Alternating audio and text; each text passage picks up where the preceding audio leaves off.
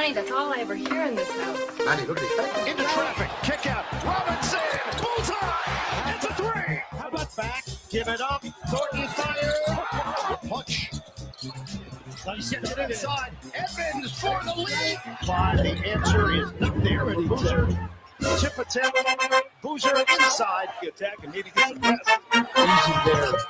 And hand off to his brother. And off the moment when I thought he was going to take the three to be Fletcher instead, and he got it. Boy, in the lane, off the window. Good attitudes, no, they can't stop it. Martin got three. Moore saves both. Johnston got inside again, but he missed the shot. Hopkins got the rebound at the outlet to Johnston. On the drive, he's been sensational. The shot long, 8.6. The fact Winter was grabbing the back of his jersey still elevates high enough. The Niners just are not very good. They make too many mistakes to be a very good team. And when you're losing games like that one, and like the Cardinals loss to Colt McCoy and company, there's just something rotten.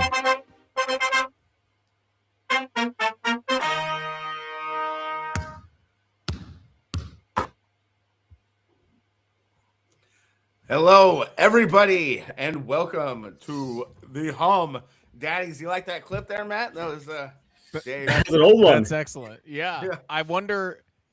God, it's funny.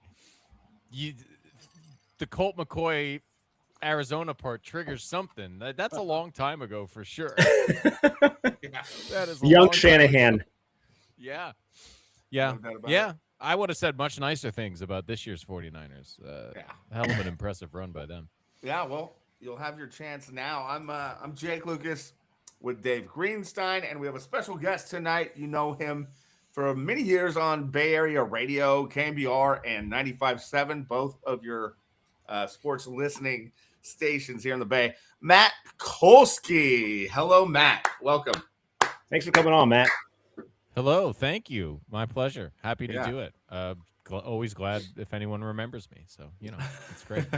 It's a great time. So what have you been up to, dude? I remember you left 95.7. What was it? A couple years ago? Man, it's been a long time now. Yeah. What have I done since I left 95.7? Well, essentially, I've moved back to Chicagoland, where I grew up, Evanston. Specifically Evanston, Illinois. We don't really claim Illinois, though. I prefer to say Chicagoland. And, I'm dadding around with a couple of kids, and my wife takes care of making the real money around here, and I just do a little Locked On Warriors here and there, and I've been doing some like broadcast stats work. So, yeah, not much. Relaxing, talking Warriors, and coming on the occasional Bay Area related podcast. I love it. Love it. So we got John Joseph in the house and Rags. Thanks for showing up, guys. And I think we might be expecting Dom Peralta. I don't know if you're aware of Dom. He's a huge sports fan in the Bay, and he said he's a Kolsky head, self-described. So definitely recognize the name. There are probably like 15 names I know. You know what I mean? Okay. Of people that like popped up on the text line or on the phone lines enough over a decade in Bay Area radio, like specifically related to me. There's a couple that really stand out, but yeah, that sounds familiar. That sounds very familiar. Matt, I know who Dom is. I have fond memories of listening to you. I think you were on with Fitz and Brooks for a while, right? Yeah. And really... there was many early in my career as a consultant. I would go out to project sites and have a whole lot of nothing to do, sit in a truck and throw on the radio and hit that 3 p.m. or whenever they were on. Maybe it was noon to 3. And every once in a while, Matt, you got your segment in there or you added your little bits. And so I have this like old memory of your voice, which is actually in tune with what we just heard in the opener. So it's a fun nostalgic experience to have you on the Humm Daddies. Hey man, that was okay. So God, you're just all right. Let's remember some times. Let's do it. Yeah. So that makes me really happy, and it's a very nice thing of you to say. But it makes me think specifically of my early days in the Bay Area, not really in anything. I was like temping. I was trying to decide how to use a economics degree from a small liberal arts college, and naturally I settled on sports talk radio eventually. But, at that time I wasn't sure, and I did some weird stuff, including one of those like, I don't want to say pyramid schemes, but I think a lot of us did the like sales gig where the real gung-ho, and maybe it's office supplies, maybe it's I sold Cutco knives. There you go. in high Cutco school. was one I was going to Herbalife exactly. for me. Right. Yep. We've all been there, right? So I was doing one of those things, waking up at 4 a.m. and driving around the Bay Area to various places trying to sell office supplies, and that was me with Rod and Rick Barry. Like eating a lunch from the local deli, sitting in my car, just listening to Rick and Rod. So, for me, getting on that show, I mean, the way I got the update gig is very ridiculous. And I certainly don't want anyone to think I'm speaking ill of the dead, because it's nothing like that. But that was right at the time where Ralph lost the job, and obviously, like, it was a lot of turmoil for the station, and there was like a pretty big fight behind the scenes, like a legal fight that was reported on and everything. I'm not telling any tales, and it was just kind of a mess in there because it happened very quickly. From like, Ralph Barbieri is the Razor, the most untouchable voice in Bay Area radio, arguably ever, unless you want to go back to like Pete Franklin. So it was bizarre. No one totally saw it coming, but also, on a level, it was kind of time. It was a weird moment at the station. And I was just one of the dudes in the back rooms cutting tape, and, I don't even remember. Honestly, who knows what we did back then? I guarantee you they're not wasting their time on it anymore. So they literally, it was Ray Woodson doing the updates. And Yeah, I remember him. Yep. And they bumped, was it Burns? God, now I can't. Maybe it was actually, no, it couldn't have been Ray at first. Basically, there was like a chain reaction to where Ray Woodson was hosting a show all of a sudden, and they literally didn't have a backup update person. And quite literally, someone walked into the bullpen where all the like audio cutting computers were and was like, "Does anybody have any on-air experience?" Like, that's a real thing that happened at the Sports Leader. I don't know if I should tell these stories or not, but I've had you got it. Keep going, baby. We want it all. I don't care. I have no career to lose. I was like, yeah, I've done that. And the truth of that was, it was true. What air is not important when that question is asked aloud, I feel. So I had some experience on a public access station in Chicagoland where I first spoke words into a radio microphone, and God, that'd be like 2004, 5, 6, 2006. I don't know. And I had done some sports byline, which the real Bay Area radio heads will know of.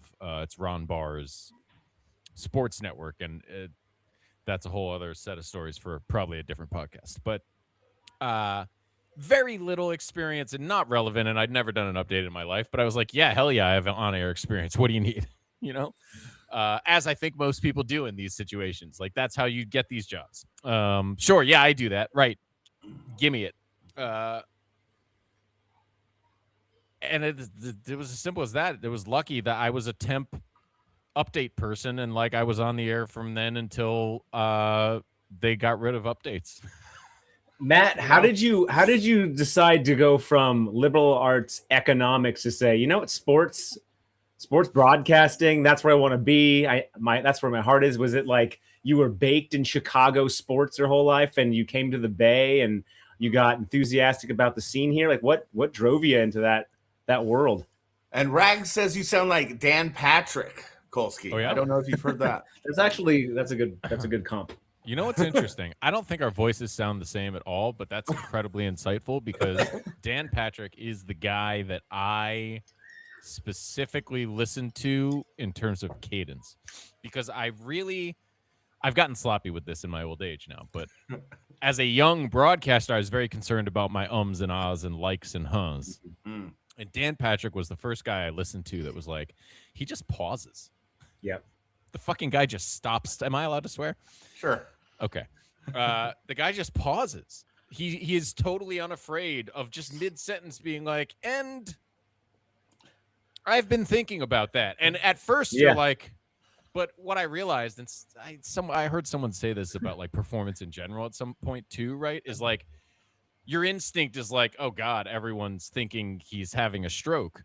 But what's really happening is you stop talking and people are like, yeah, the suspense builds. Yeah. Damon Bruce is really good at that too. I've noticed. they lean in. Yeah, people yeah. lean in. So, I've listened to a lot of Dan Patrick, although it's been a minute. Dude, and Jim that was Rome, definitely part of Jim what I Rome did. will give you a solid 2 minutes straight without talking. Rome's- Yeah, so softball guy, and then nothing. Yeah. Yeah. Yeah, I'll just so say I you're prefer turning the your Dan volume Patrick up? version. I missed them. loser. Yeah. Anyway, I don't know how we got started on that, but yeah, my career is an accident in many ways. But to answer the question about the degree, I didn't know what I wanted to do. You know, I don't know what your guys' educational experience was. I was a high achiever in high school and got into a very nice, well-respected liberal arts college, and smoked a lot of weed and got perfectly good grades. And when it came time to choose a major, someone was like, you need to choose a major. And I was like, shit, economics seems cool. Like that, it's pretty straightforward. I entered as a high achiever thinking I'm going to be a computer science major, which, probably would have been the right choice in retrospect. But it seemed like a real pain in the ass once I got there. Like it seemed like I don't want to do this my whole life. This seems frustrating and difficult. So yeah, the answer to the question really is there was no rhyme or reason behind the economics degree. And I graduated from college, which is also weird. I joined a band briefly, toured America, returned to college and graduated, and then realized I didn't know what I wanted to do with my life. I'd never really thought about it, right? Like you go through, my family was a very much like you're going to go to college and then that's where you'll figure out what you're going to do with your life sort of a thing. And I guess I kind of expected that to happen to me without any attention on my part. And what it really was is I moved to the Bay originally because some of my really good college friends lived there. No more complicated than that. And I love the Bay Area. I always have, since the very first moment I went there. My aunt lives in Berkeley. And since the very first moment I visited the Bay Area, I was like, this is me. This is where I belong.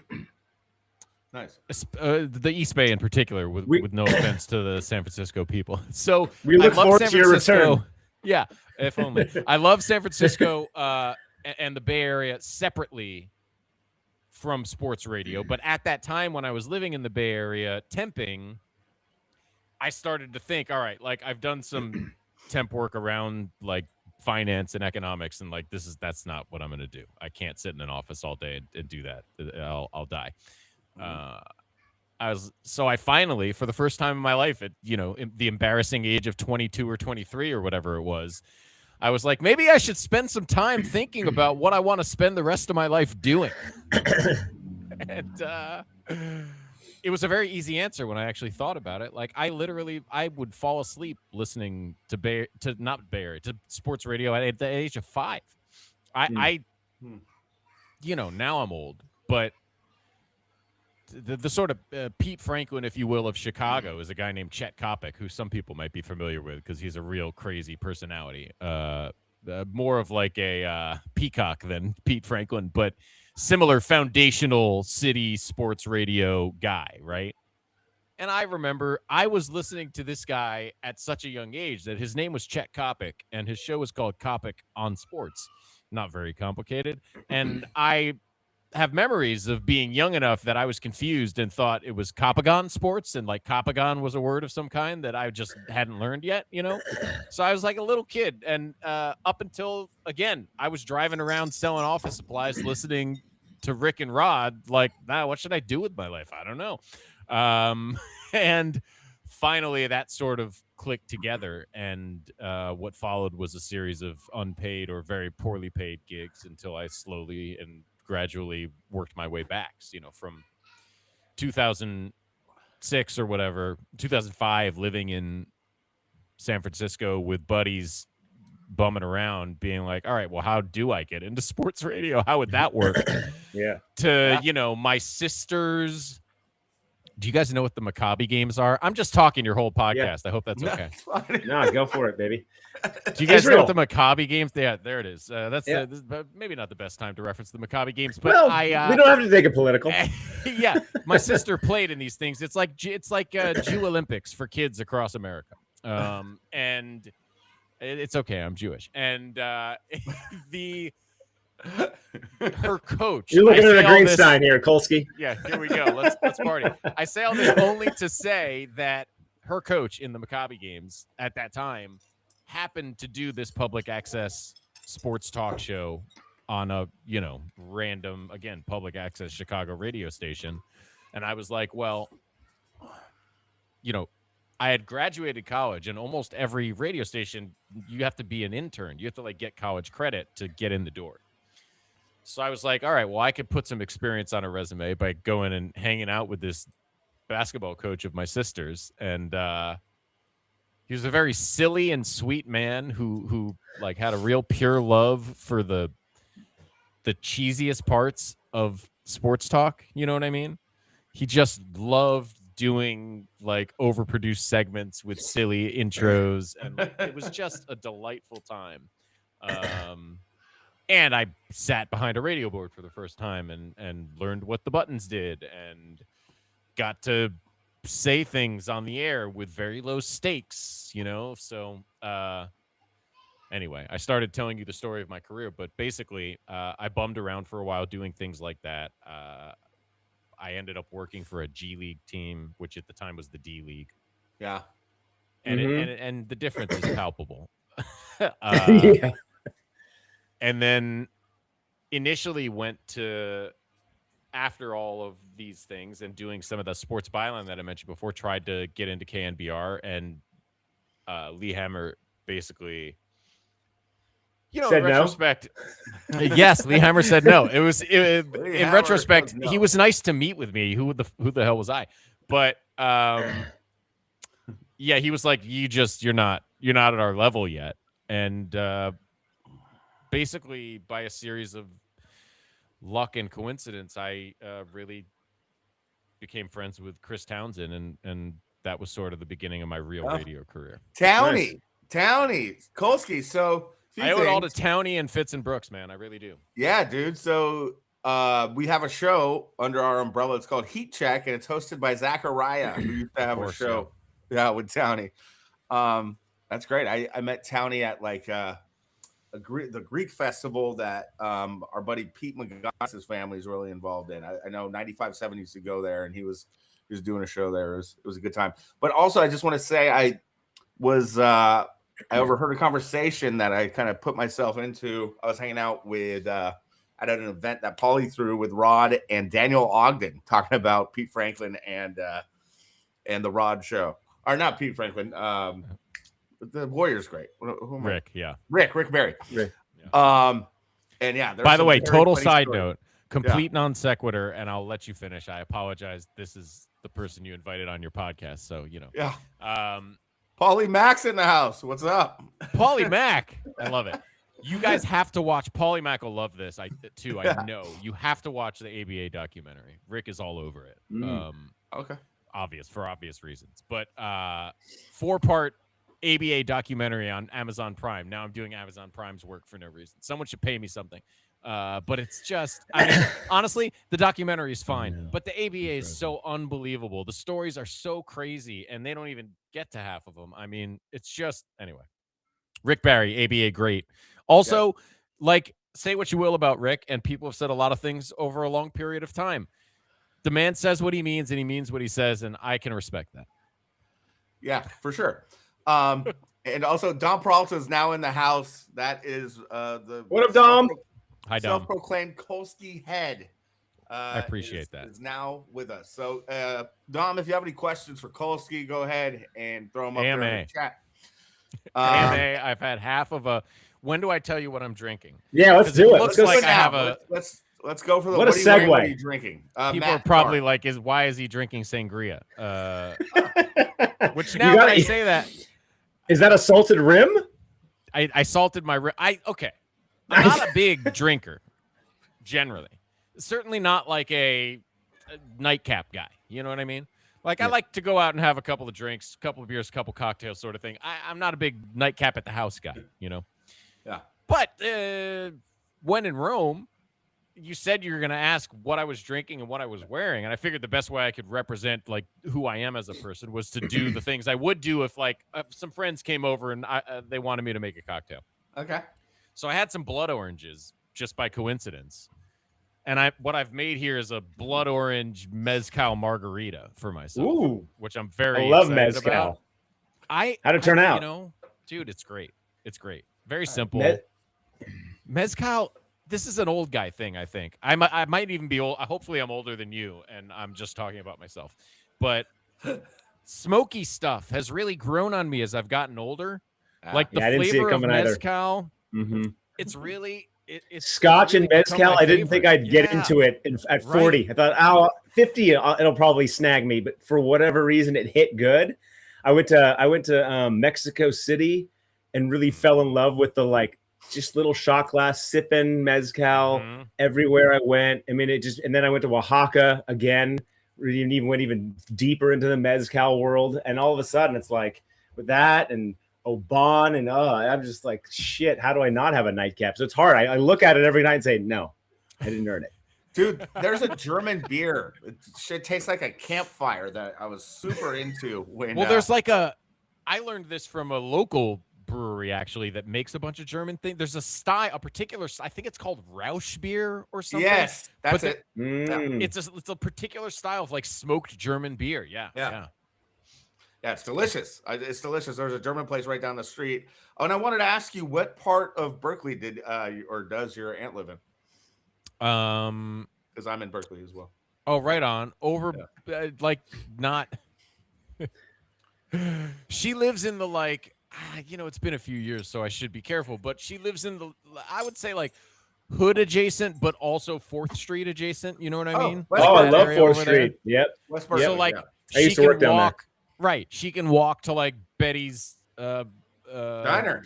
Yeah. Yeah. But also maybe she shouldn't walk down that street on the way there. You know what I mean? Gotcha. I know exactly the area you might have to step over something that you don't want to kind of feel. Yeah. Not that you're in real danger, but just, you know. And it's even worse now, Matt. The bad part's even worse. There's, a lot of homelessness going on. Day, or what are you wearing, Matt? Let's go to. Oh, yes. So this is the other thing. I'm still really, the one sports media thing I'm still really involved in is the Warriors. So it just makes it weird when you're. I wish it didn't, but in some ways it just makes it weird to. It's harder to be a fan of sports you're actually actively covering and talking about, right? If you're not covering it specifically as a fan, which obviously plenty of people do.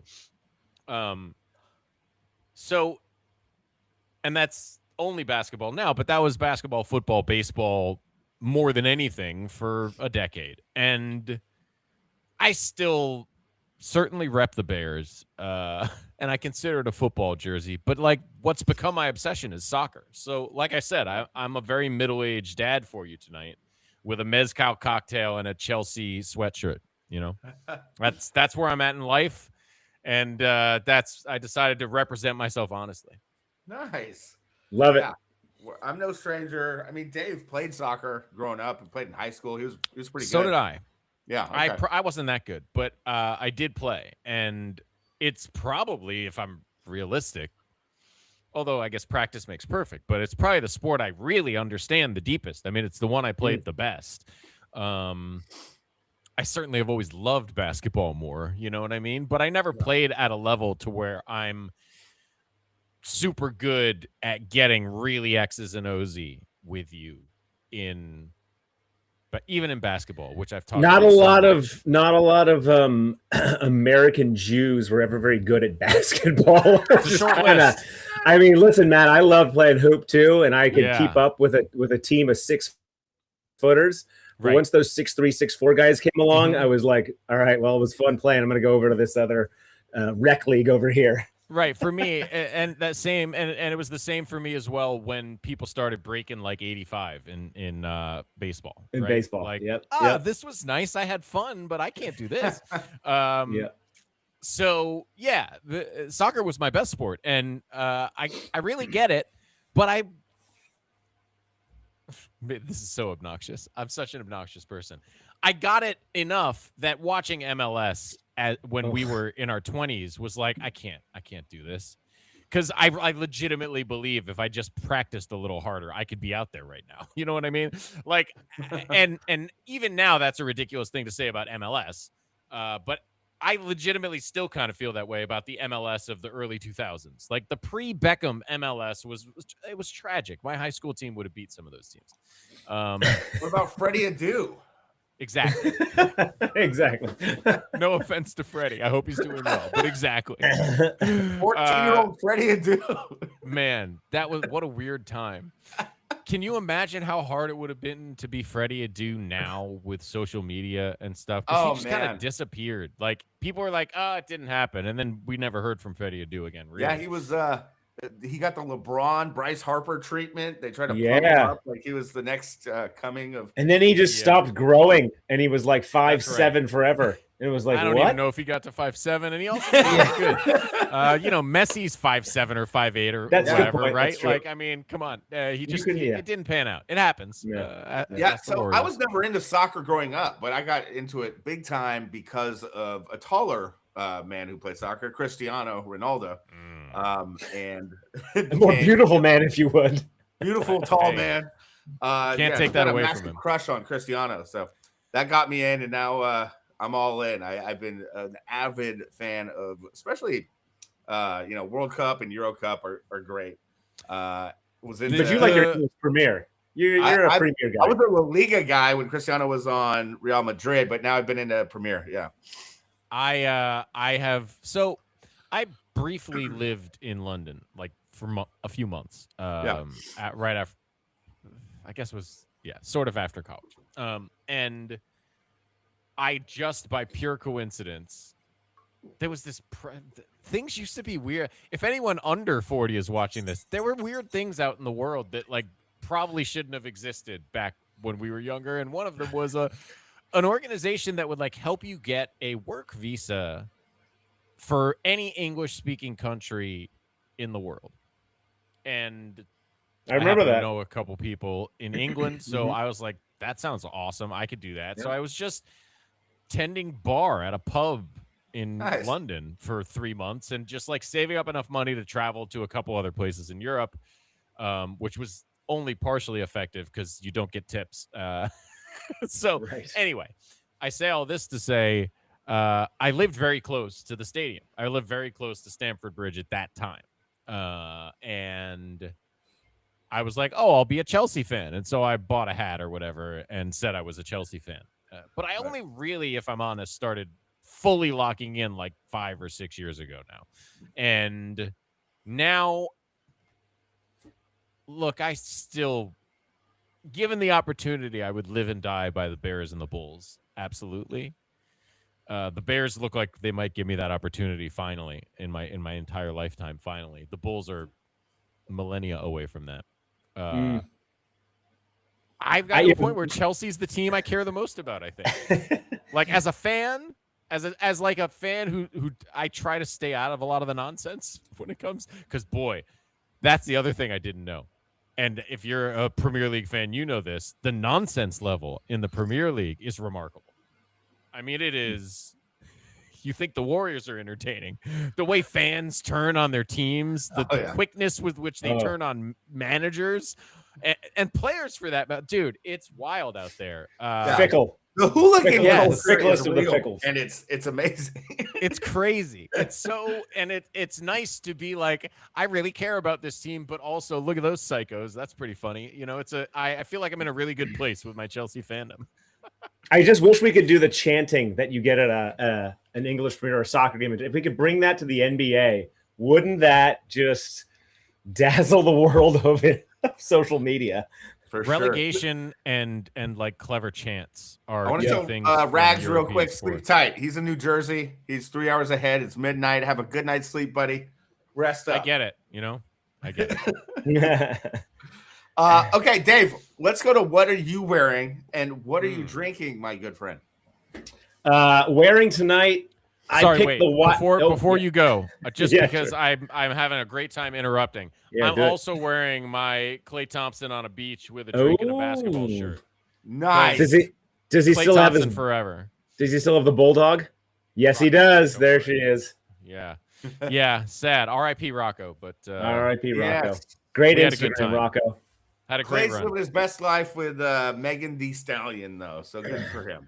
Klay needs nobody's sympathy. No. He's fine. He'll do just fine. All right. Sorry, cool. back to you. No, all good. I got on the Wildcats tonight. My Iguodala representing because I picked them to win this tourney. And knowing me, I probably hexed them, as Jake likes to call me, the cooler. We could talk about that later if need be.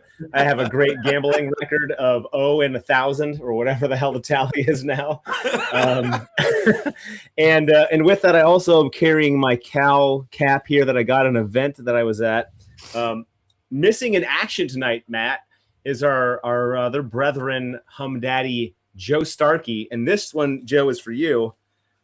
This is sponsored by the Fisher Center. And that is not John Fisher, but his dad, Don Fisher, who supports Cal Berkeley. And so this one's for you, Joe. Love you. Can't wait to have you back on. Keep this. This is your Cal hat right here, my friend. All right, Jake, over to you. I love it. I love it, Jipper. Very nice. I'm both college themed tonight as well. My pick, always Kansas. It's a Paul Pierce, Kansas jersey. He's one of my favorite NBA players of all time. Dude. That's excellent. I love that. You could feel free to talk Paul Pierce. I went to Long Beach State. They're not in the tourney this year, but this is a Long Beach State. He roomed with Tulowitzki also, Matt. Yes. I was in a suite with, I went to school with Troy Tulowitzki, Longoria. That team was stacked, dude. Weaver. Yeah, I remember. Wow. Yeah. It was wild. I was in the suite with the baseball guys because I was hoping to maybe walk on, but nothing happened. Well, tough team to walk on to. Yeah. I mean, it's a pretty high bar. Dude, Paul Pierce. Paul Pierce is one of the maybe the first college player I can remember where I saw him live and then I was like, that's a guy. That guy is going to be an NBA, like an all-time NBA great. They used to have this, God, what did they call it? I think it's one of the ones that's moved to Hawaii now, or maybe it was like the Great Eight or something. One of those preseason tournaments that they used to have all over the country at the United Center. And so we would go most years. There'd be like 2 or 3 ranked teams and 1 or 2 not. And it'd be a like round robin that was meaningless in the preseason. But seeing Paul Pierce was a man among boys at Kansas. Yeah. The things he could do athletic, people forget because old Paul Pierce was like a gamer, right? Like he was tricky and sneaky and kind of flabby looking, step back, mid range. Yes, Kansas, he would just bop on people, dude. He had a dunk where he jumped horizontal. He was facing the baseline, outside of the paint. And he took like one big step into the paint and jumped sideways and just two-hand slammed all over somebody. And I was like lower bowl. I was, 100 feet from him when he had this dunk, and I was in love. And I never lost it. I held on to it for a really long time. You can't really make the argument, but I want to say that Paul Pierce was better than Kobe Bryant. That's what's in my heart. Dude, I know it's not real, but that's what's in my heart. Kolsky, I went to Long Beach State. I was going there the night of Kobe's 81-point game. I went out with my buddies who are huge Lakers fans. And I was telling everyone at the bar, I was like, if Paul Pierce took that many shots, he would score fucking 81 too. That was what I was saying all night. Yeah, I was also that guy. Yeah, I've taken the wrong road on a few one guy versus the other debates over time. The other one that jumps to mind is I held on to Darren Williams over Chris Paul for a long time because I always said there was a time when they were kind of neck and neck. They were absolutely neck and neck, and I always the person that Chris Paul has always rubbed me the wrong way. Yeah, and also Darren Williams went to Illinois, and I loved that Illinois team. The Luther head. What do you think of the Illini right now, Matt? They're the highest scoring team in the NCAA. Not that I expect you to pay much attention to the tourney, but they're I'm the worst with college basketball, but I have watched a little for Keaton Wagler because I care about the draft, right? And I guess I have a faint fantasy of the Bulls somehow getting up there to get him.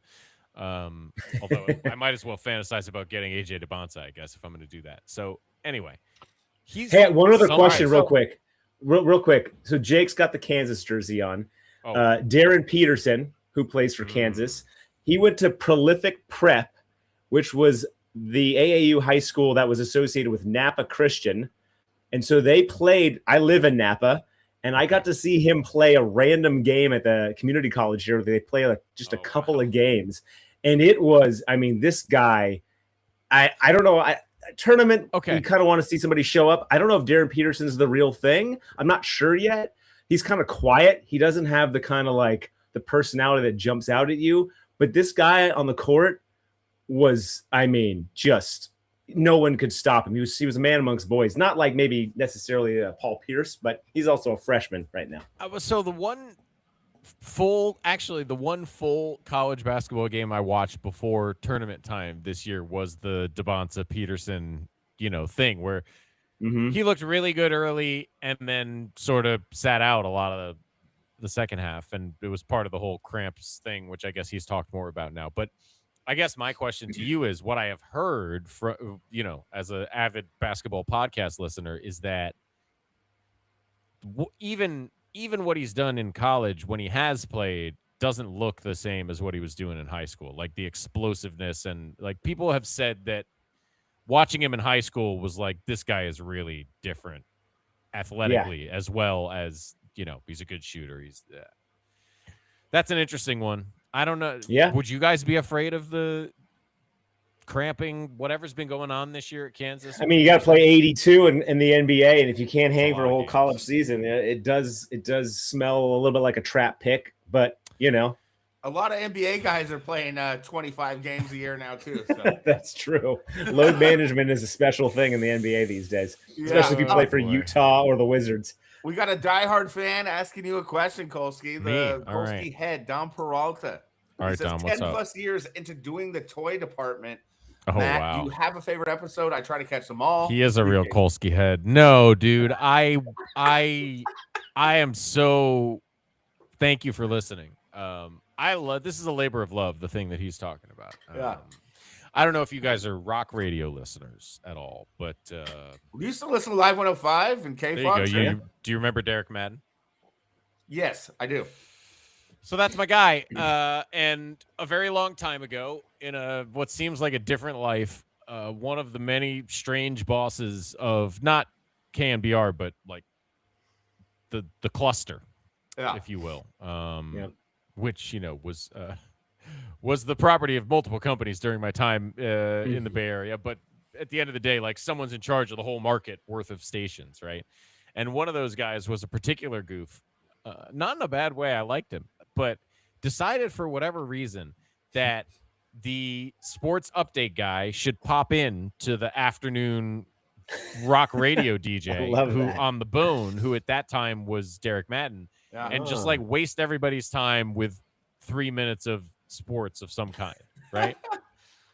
And Madden at that time was like, dude, you're not going to come in here and read scores on the Bone for 2 minutes. We're not doing that. So like you and me will just have a chat, right? We'll just like, I'll ask you what's going on. You're not going to come in here and be like, the Giants won 3-2 today behind a home run. No, we're not doing that. Anyway, after Guns N' Roses, you get a little. Yeah, exactly. Like here's a break to listen to this guy who you don't know the name of read some scores.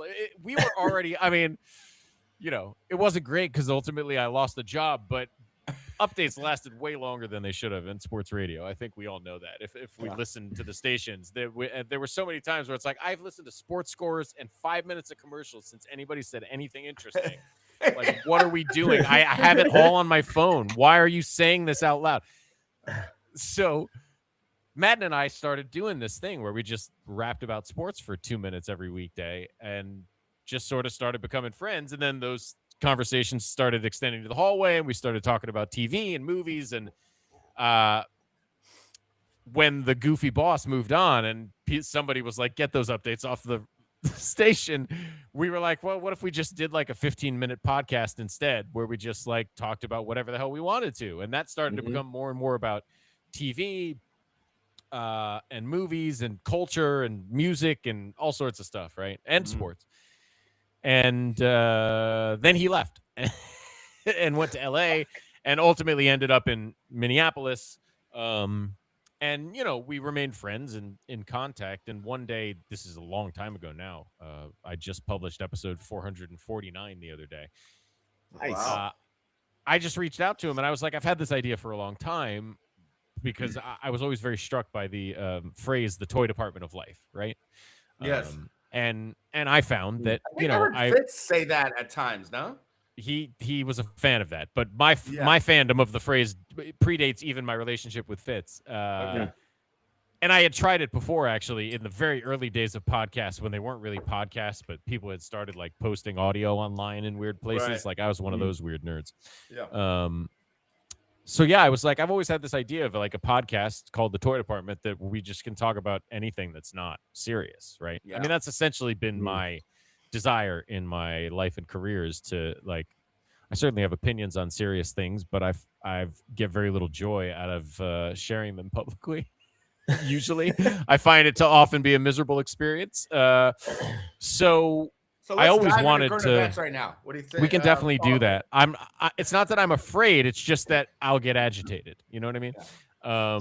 I want to stay in the toy department. Honestly, I think I like it. I like it here. The point is, that's a podcast I do. You can find it on your podcast platforms. We've never made a penny or solicited an ad or done any real production work, but we have a lot of fun and we talk about a lot about TV and movies. That's awesome. Yeah, we like to do that here too. We've had some special. But Dom, no, I don't have a favorite episode because I literally just like watch the shit and then we wing it each week. That's how it goes. We have a 5-minute pre-production meeting and then it's off to the races. I love it. That's what it's all about. Just wing it. Hey, man. That's what we do here too a lot of the time. That's right. All right. You got to get paid if you want it to be a lot more effort than that. You know what I mean? Yeah. We're going to give you that soundbite here, I think, because let's Dude, the Humm Daddies. Hey, my boys in the Humm Daddies. Did you see who their special guest is tonight? Who? Matt effing Kolsky. Okay? Matt effing Kolsky with the curls, with the glasses.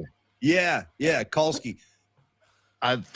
You know how big of a Kolsky fan I am, dude. Maybe a little too big, actually. Maybe I a little love too big. Cole because he and I have been to the extracurricular world, shall we say, together. I don't know what you're talking about. I want to know more about that one, man. And then number 2, the Humm Daddies. Hey, my boys in the Humm Daddies. Did you see who their special guest is tonight? Okay. It's on repeat. Who? That's Matt. Yeah. Okay, they even went on. There's tone, man. he compared. Paulie compared Matt. I know. I watched it all. Yeah. Oh, you're doing the thing where you explain it to the listener. Yeah, go. Yeah. Paulie compared Matt to one of the guys who works at Longbridge, who's a sponsor of their show. And they, there's a lot of funny riffing going on. Thanks to Paulie and Tony have just been great to us, and they're big fans. Okay, So listen, Paulie, Paulie is, I'm just the sweetest man in sports talk. Full stop. Fucking love that guy. He's happy, and he thinks correctly that this is about having fun and like being silly and loving sports, and I love that. So I love Paulie. That being said, we were coworkers and certainly friendly coworkers, but morning show, afternoon guy. I don't know Paulie nearly as well as I know Tone, who made it sound like one time we like took too much acid and had a weird experience, which is not the case at all. Lie to us, Matt. Lie to us. On many occasions, Tony and I have spent time together away from work. Certainly substances of various kinds have been imbibed at some of those events. Nothing too crazy whatsoever, but we both love the band Fish, so we've been to a lot of concerts together, and spent some quality time at Zeitgeist together, that sort of stuff. I'm guessing you've been to the Greek in Berkeley to see Fish. I remember many times. Well, yes, to see Fish on a couple occasions, and many times for many bands. The first time I went to the Greek was actually when I was still in college in Southern California, and I saw Oysterhead, which was the Trey Anastasio from Fish, Les Claypool, and Stuart Copeland from Police. From the Police, one of the weirdest super bands you've ever seen. Totally. But Trey is a local guy. He's from El Sobrante. El Sobrante over here, isn't he? No, you're thinking of Green Day's Trey Cool. Right. No, Trey Anastasio from Fish. Who was the second guy you said?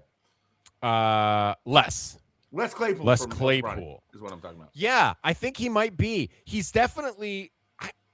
I think he lives out in the country somewhere Bay adjacent. I don't know exactly. Like he lives on a farm. He's a weird dude. Primus has some Bay roots for sure, though. For sure they do. Yeah. I saw them at the Greek Theater much later on their comeback tour. But dude, that's the best concert venue in the world. Oh, it's so. I used to go there. I would go see bands I didn't care about there. That place is awesome. It's gorgeous, and especially when you get right at that dusk period and you get that golden hour out there. I mean, it is beautiful. Yeah. I saw Rancid there in high school. I think that was the first time I went. That's cool. Sick. I love Rancid. Yeah, Radiohead played there. It was an amazing show. You're not gonna see that again. I wish Radiohead. Yeah, exactly. I was gonna say, if only. Yeah, I don't think even Fish can do it there anymore. It's just it's pretty small. Yeah. But yeah, I've seen some great ones there. I saw Erykah Badu there. Nice. I love Erykah Badu. Big Erykah Badu guy. I saw Mos Def there one time. Yeah, whatever. I've seen a lot of things. I've seen a lot of the Bay Area. Look, man, we could have spent this hour just talking about all the things I love about the Bay Area. I miss it a lot. And come back, Matt. We'll have you back for a Bay Area themed pod. We'll just go through the list. We'll do best. We like to rank. We're big in ranking, and so we can just go through our favorite music venues across the Bay Area and spend a good hour. I hope mine are still open. You never know these days. But yeah, like the independent. The Fillmore is one of a kind, and those apples, man, I'll never understand the apples. It's an amazing thing. Like that Fox Theater in Oakland's always. Fox is a beautiful place. I saw Wolf Alice there a couple months ago. I saw that one is the site of maybe the two most incredible concerts I've ever seen, which are the Kendrick Lamar. Wow. It was like that. He did that weird tour, right after To Pimp a Butterfly, I want to say, but sort of before it fully exploded, where he was sitting on couches. It was like the Kunta couch tour. That's not what it was called at all. But it was like a lounge scene on the stage. It was really cool. And then D'Angelo, I saw. Ooh, R.I.P. Yeah. I see that in the chat. Bottom of the Hill is closing. Jake played there with his band. I did. Awesome. I had a record release there. That was a very near and dear venue to my heart. That place was great. That place yeah. was really awesome. And God, let's see. I mean, Cafe du Nord is a great one. Yeah. I don't know if that's still there. Dude, I saw Bottom of the Hill was super cool though, because you could Yeah. see there were always great local bands playing there. Obviously, I'm sure yours was one of those. But every now and then, like somebody way too big for that place would be there all of a sudden. I miss the days when someone would be like, "There's a concert you don't know about on Thursday. You should come," and you'd be like, "Fuck yeah!" And then it would be a small venue and really cool, and not that many people would find out about it. Yeah, was it Yoshi's used to have a lot of like big names come in? SF Jazz had some fantastic. I mean, what a great spot. The Masonic. I got to see Nathaniel Ratliff there. Nathaniel Ratliff, underrated performer. Oh, Just he's good. like I saw him at the Greek that's a too. good time. Yeah. That's a good time band. The Night Sweats. Maritime Hall was a fun one. If you ever, that might have closed before you got over here, Kolsky. Did you ever hit that up in the city? It was open for a few years. I saw Danzig there. It was incredible. Ooh. Yeah, I think that predates me. I don't think The Chapel. Did you get to the Chapel in the Mission? Yes, I definitely. Also went to great the Chapel. venue. Chappelle's Club played that, right? Oh, that's right. I think it was like $1,500 a ticket. It was during Super Bowl week. Yeah, I had a really good relationship with the dive bars and concert venues of San Francisco. Club Deluxe out there in the Haight. I loved catching jazz Rickshaw over there. Stop. Or Oh yeah, of course, go on forever. Yeah, dude. What was it Rickshaw. called? What was the Pop Scene? Did you guys ever go to Pop Scene? I went to Pop Scene. Oh yeah. God. Yeah, Pop Scene used to be lit. Weird that times. was very lit. Weird times. I had some nights like you and Tony used to have over. Yeah, exactly. Yeah. Oh, that's so funny, Tony. Yeah, no, I texted Tony after you sent me the clip. I told him I don't know who this guy from the sponsor is, but he sounds like a very good-looking gentleman. So I did. Paulie nailed me, and it made me a little uncomfortable at first. Like he's like, "Oh yeah, Kolsky and the curls and the glasses, and boy, he's gonna be loud and he's gonna have some opinions. That guy can talk, but I love Kolsky." And at first I was like, "Hold on a second, what am I?" And then it's, you look in the mirror and I've just dominated your podcast for 52 minutes. We invited it. We opened the door. Paulie does know me. No, I mean, honestly, this is what it was all about. Sports is, it's kind of slow right now. There's no big NFL news necessarily. It's kind of the down period. I mean, March Madness is big, but it's been one day. So we wanted some Kolsky time. We wanted, to get a little backstory. I mean, all we got to, though, was we haven't touched sports, really. We could go for some Warriors if you want. Yeah, I mean, there's not a lot to talk about, right? Yeah. Transition. I mean, it's big picture, right? It's all big picture stuff that's worth talking about now, I think. And there's like two big pictures. There's like the sort of I don't know, the middle term. The short term is whatever. Like hopefully Steph and Kristaps Porzingis can play 10 games together or whatever. That'd be great. Right. I think we may have missed that already. Maybe we're down to like eight as the maximum possibility. Yeah. But there's the long term of what does the rest of Steph Curry's career look like? And then there's the long term of like what happens after that. And I don't know. And how much more Draymond Green do we have to watch?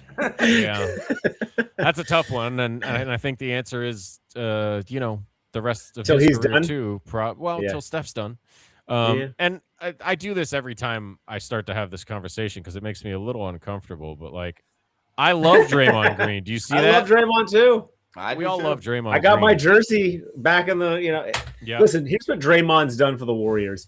He created the first time like the grit and grind versus just I dazzle you with some scoring and we're a soft ass defense Warriors team, which is what we saw for 25 years. Draymond was the first guy to step in and say, enough is enough. I'm going to be the stopper. Like in soccer, if you want to go back to it, like we needed that guy who to be that pillar on the defensive side, and we had never really had that for a long time. Even with Run TMC, like reality was that team didn't play a lot of D. No, that Nuggets series was Draymond's coming out party, and I fell in love with that guy. Me too. Playoff Perfect series. call, Jake. Incredible, dude.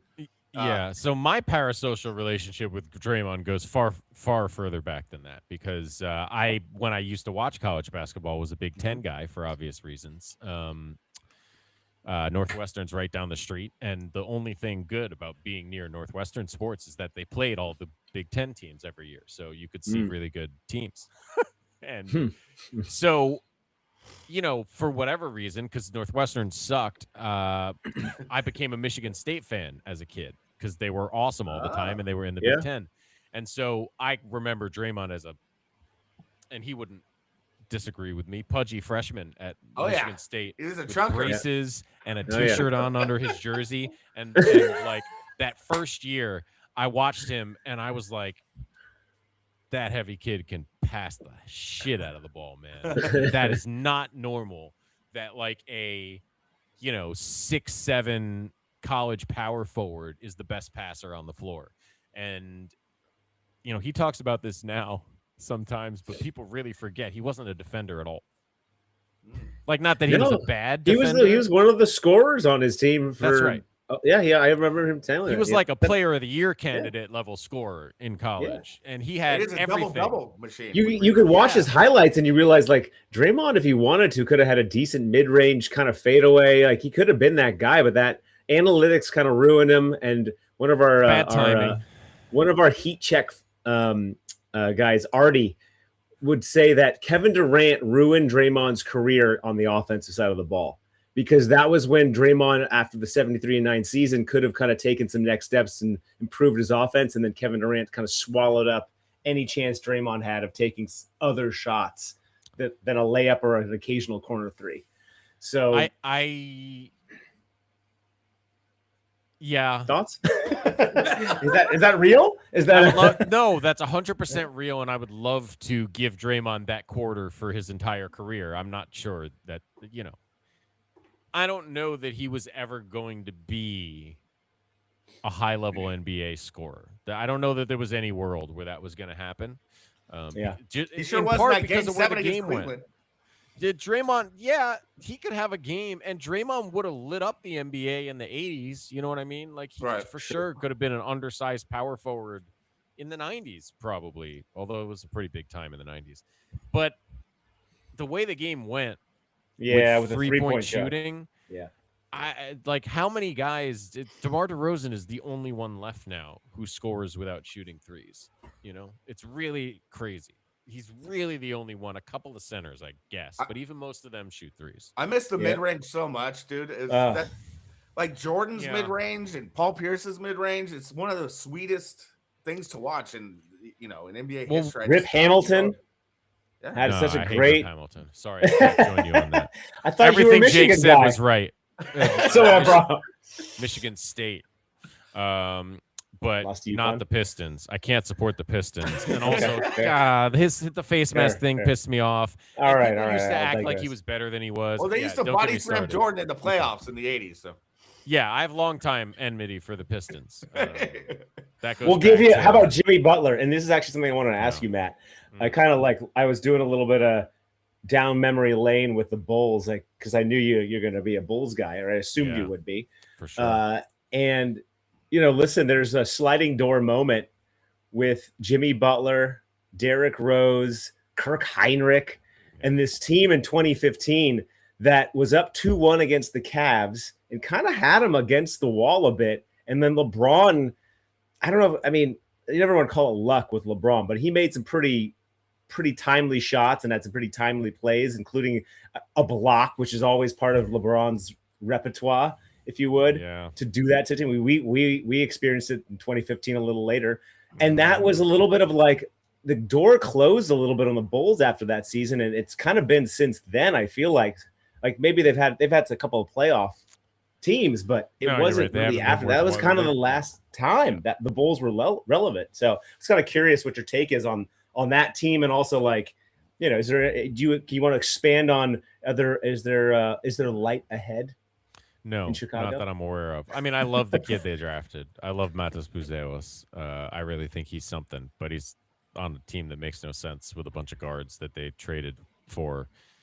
They they just waited so long to blow up a team that was never going anywhere. Like, I don't know what the plan is, and they're owned by the same schmuck that owns the White Sox until Matt Ishbia's brother's done taking over. When I can finally start watching the White Sox again. Don't get me started. Derrick Rose. It's a Derrick Rose tragedy. No, it's okay. It's really what you're talking about though is not. It's not that series. It's the Derrick Rose tragedy. And like we should all be sad because we were all robbed of one of the 50 at the absolute worst 50 greatest players of all time. And on the upside level, potentially robbed of the first great rivalry of LeBron James's career. Because until Steph really became that rival, he didn't totally have anybody. And Derrick Rose and the Bulls and the way that team played, that really could have been a Cavs Bulls could have been a thing for years. Could have been Pistons Bulls kind of. I mean, not stylistically, but as far as exactly level. That big Eastern Conference rivalry that kind of like, and who knows, would the Bulls have been able to get over the top and knock the Cavs out and get into the fight? I don't know. LeBron is still LeBron, but God, who knows where Derrick Rose would have gone? It's really such a shame. Just like it's like any player who, what if Steph Curry's Brandon Roy? What if Steph Curry's ankles had never come around? You know what I mean? Like some guys Brandon Roy is one of the best examples, but even he, I don't think was on Derrick Rose's level. No. I mean, remember, like it's the youngest MVP ever. And I know people like to go back and rewrite that MVP, but like he still won it. Even if he should have been second or third, he's the youngest MVP ever. He was Russell Westbrook became the person everyone thinks of as the most explosive point guard ever, but it was Derrick Rose.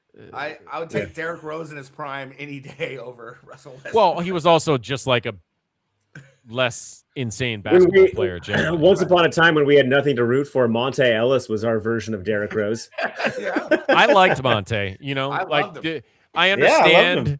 We all understand. To trade Steph instead of Monte. He had that mid-range. He had that dynamic move in the lane. We loved Monte. He could float too. He could really float. Like he was a little guy, and it felt like he just tossed his body in the air and sort of like floated along. He was a really pretty basketball player, bygone era guy. He was like 10 years too late to be a superstar, but like it's one of these weird things. I mean. How far off really was Monte Ellis' skill set from Allen Iverson's skill set? He didn't quite have the crossover. No, he didn't have the ball handling. That's the biggest thing. But he wasn't the defender either at all. Not even close. Iverson was clever and would steal the ball, but it's not like he was locking anybody up, right? So Monte Ellis may have cared less. I think that's probably the biggest difference between Allen Iverson and Monte Ellis. But in terms of what they were capable of doing on the offensive end, better ball handler AI, better athlete Monte, and ultimately low efficiency guys. AI played in a league that was a low efficiency league, and Monte came along right at the time where everyone was like, we should shoot better than 42%. And it just was a bummer because that he built his game certainly in the image of guys like AI, right? That's who Monte thought of himself as. And he was a pretty good version of that type of player. No doubt. And then the NBA was like, we don't like that type of player anymore. Sorry, Monte. It's a bummer. Yeah. What are you going to do? All right, well, it's late for you. We've been an hour. I guess it might be time to call it here. You want to wrap up with the topic? Dave, you got anything in mind?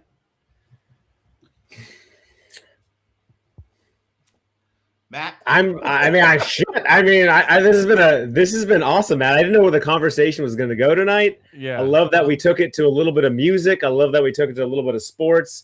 We got, get to know you a little bit, your history, background. You're back in Chicago. I do hope you make your way back to the Bay. If you do, we won't go see a sporting event.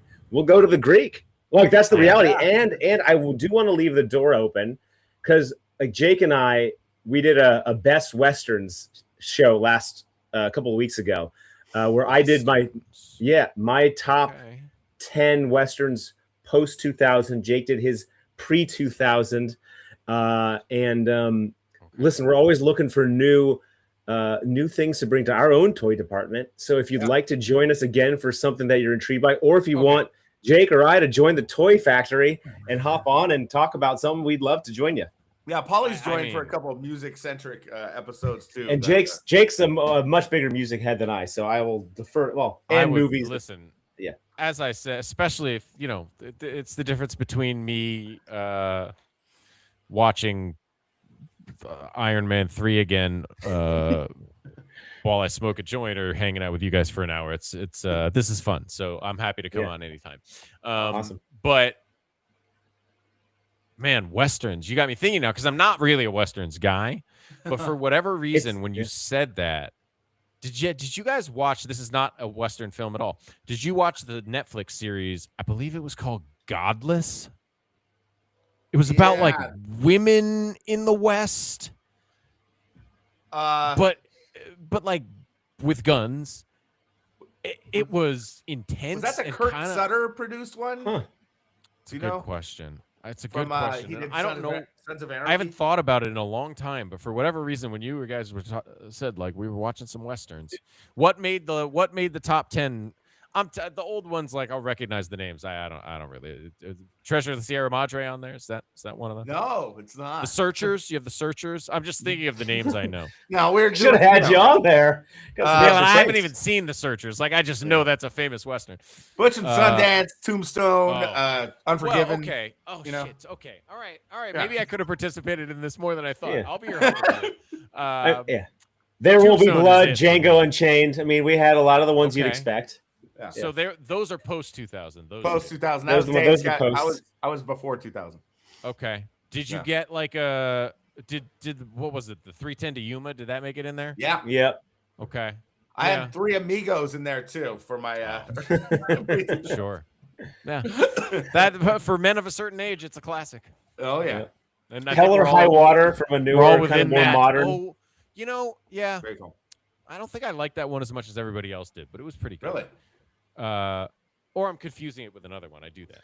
No Country for Old Men. Sure. Does that count as a Western? Yeah, we could do a whole podcast. We had this debate. Dave wanted there was a hard part. I mean, I had to tone it down a little with his. Do you have to go back in time or can be modern? That was a little bit of the testy piece, but that's an interesting question. Is the Western by definition like pre-1920 or something? Yeah. I don't know. Yeah. I think we should be allowed to have a modern Western. Yeah. No, totally. But there's like we talked about Last of the Mohicans, which is like frontier centric, but it's not cowboys and shit. But there's Native Americans. There's but it's Revolutionary War. It's I don't know. Yeah, you saw sometimes we start doing these things, and then halfway through, I'm wondering why bother.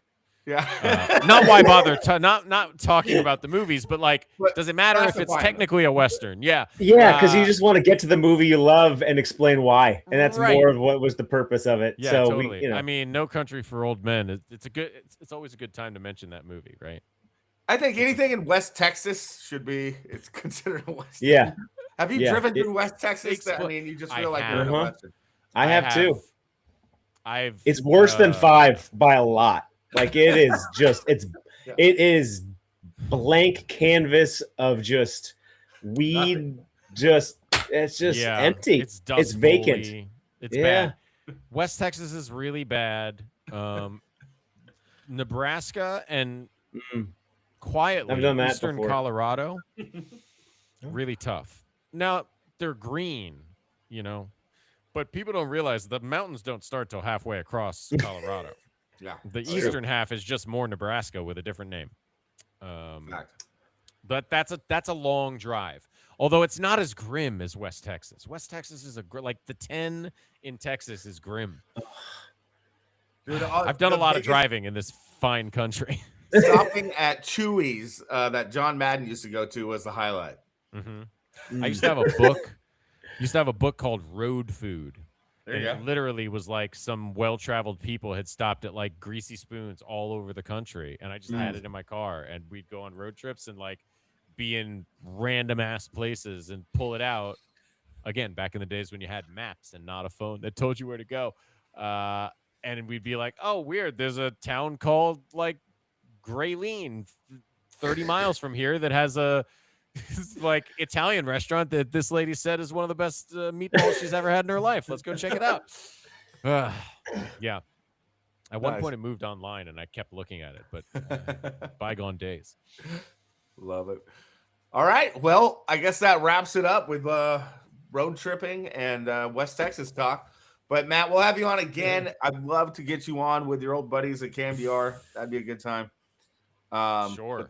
Thanks for joining. Yeah, if you talk to Tony before he texts me back, you go ahead and tell him, like, he could just say we're friends next time. It's okay to just say we're friends. I still consider him a friend. Oh, Tone Ryan. Those dudes. I mean, I obviously am not locked in on the scene of the Bay Area sports video pods because I know there's a whole thing. You guys have a community that I'm not a part of, but I do love those two men. It seems like you've gotten to know them, and like, you know, professionally, you're never surrounded entirely by nice people, and like those are just two of the best dudes you'll ever meet, and kind and friendly. Yep. They're great guys. They've been so welcoming to us because, I mean, this was a new thing we started just over a year ago. And Paulie, I just sent a clip to Paulie. He was like, "Yeah, I like your guys' style. I'm happy to come on." And that's just who he is. Amazing. That's just who that guy is. And it's nice to meet nice people. Yes, anywhere. Right. Just that's where we're at. That's the America. goal, Matt. 2026. It's nice to find a nice person. Just keep finding more nice people and introduce them to your other nice people and keep that community going, my friend. For sure. And one of those nice people is Dom Peralta. Thanks for coming on and being. I hope I answered your question sufficiently, Dom. Yeah. Dom's another just beautiful, nice guy. The whole community they built over at Paulie's Particles, Max Particles is amazing. Rod, we got to hang out with Rod a couple of times, and he's a great hang. Not very good at email responses, but otherwise. If it makes you feel better, like having his phone number and the capability to text him, and him having met your children and vice versa does not make it any easier to keep in contact with Rod Brooks. Well, tell him we say hi, Matt. I legitimately consider him like a pretty close friend, like one of the, 20 closest friends I have in the world. And yeah, it's 50-50 if you can ever get in touch. That's what that's what everyone who knows him says. So yeah. But again, good dude. I love Rod absolutely to death. Not the like sweetheart friendly guy that Tony and Paulie are. I owe my entire career to Rod Brooks, and I love him like a brother. It's not quite as cuddly as the other two. No, he's been great in person, but yeah. I love Rod, man. Luckily, he'll never see this, so I don't have to worry about him getting upset for me saying things about him.